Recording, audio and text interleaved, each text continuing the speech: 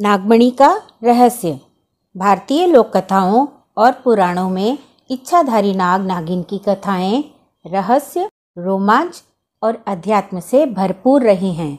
ये ऐसे दिव्य सर्प होते हैं जिन्हें अपनी इच्छानुसार मानव रूप धारण करने की शक्ति प्राप्त होती है। इनका संसार अद्भुत और रहस्यमय होता है।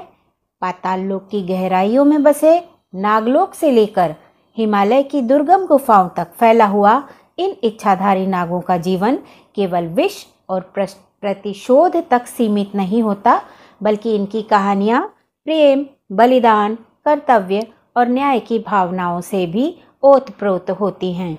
जब ये नाग नागिन मानव संसार में आते हैं तो उनके साथ कई चमत्कारिक घटनाएं और रहस्यों की परतें खुलती हैं। नमस्कार, आप सभी का स्वागत है खुशबू वाली बातें चैनल में। यहाँ कही गई हर बात जो आपके दिल के करीब होती है, जहाँ हर कहानी में बसी होती है भावनाओं की महक और जज्बातों की गहराई। आज हम आपको ले चलेंगे एक रहस्यमयी दुनिया में, जहाँ प्रेम, प्रतिशोध की राहें सर्पिल होकर नागलोक से इंसानी दुनिया तक पहुँचती हैं। प्रस्तुत है कहानी नागमणि का रहस्य। बहुत समय पहले की बात है। हिमालय की गुफाओं में रहने वाले इच्छाधारी नाग और नागिन नागेश और नागकन्या रूपवती अपनी शांति भरी दुनिया में प्रेम पूर्वक जीवन बिता रहे थे। दोनों को भगवान शिव से वरदान प्राप्त था कि वे अपनी इच्छा से मानव रूप धारण कर सकते हैं। रूपवती का मन अक्सर मानव लोक की चहल पहल को देखने के लिए मचल उठता था। एक दिन नागेश के मना करने के बावजूद वह अकेली ही मनुष्य रूप में गांव की ओर निकल पड़ी। वहां उसकी भेंट एक राजकुमार अर्जुन से हुई, जो अपनी सरलता और दयालु स्वभाव के कारण सभी का प्रिय था। रूपवती ने अपना परिचय एक साधारण स्त्री के रूप में दिया। अर्जुन से धीरे धीरे मित्रता गहरी होने लगी, लेकिन इसी बीच राजमहल में छिपा हुआ एक लालची तांत्रिक भैरव नागमणि की तलाश में था, जो अमरता और अपार शक्ति प्रदान करती है। जब उसे यह ज्ञात हुआ कि एक इच्छाधारी नागिन गांव में मानव रूप में घूम रही है, तो उसने एक षड्यंत्र रचा।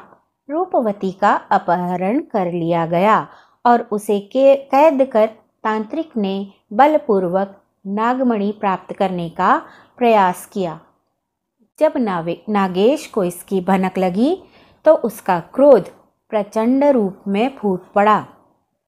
उसने पाताल लोक की सारी शक्तियां समेटकर मानव रूप धारण किया और नगर पहुंचा। वहां अर्जुन और नागेश दोनों ने मिलकर भैरव का सामना किया। एक भयंकर युद्ध हुआ।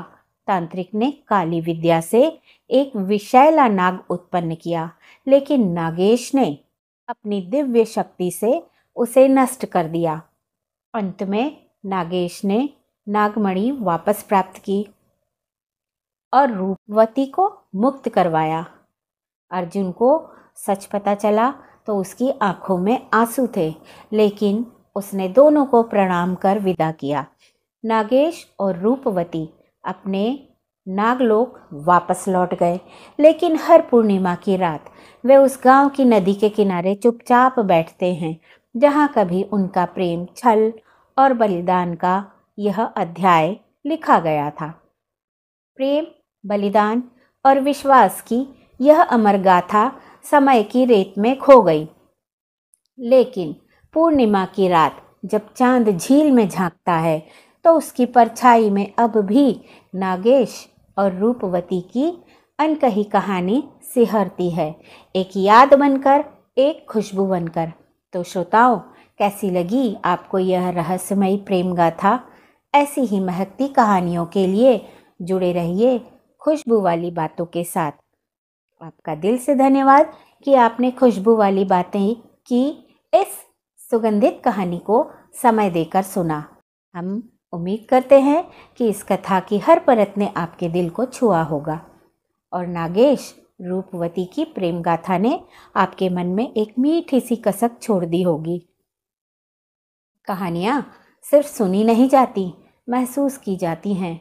और आज की कहानी आपके मन को छू गई हो तो इस वीडियो को एक प्यारा सा लाइक दीजिए, कमेंट में अपनी भावनाएं ज़रूर लिखिए, चैनल को सब्सक्राइब कर लीजिए ताकि अगली बार जब कोई नई खुशबू बहे तो वो सबसे पहले आप तक पहुँचे। फिर मिलेंगे एक नई कहानी, एक नई महक के साथ।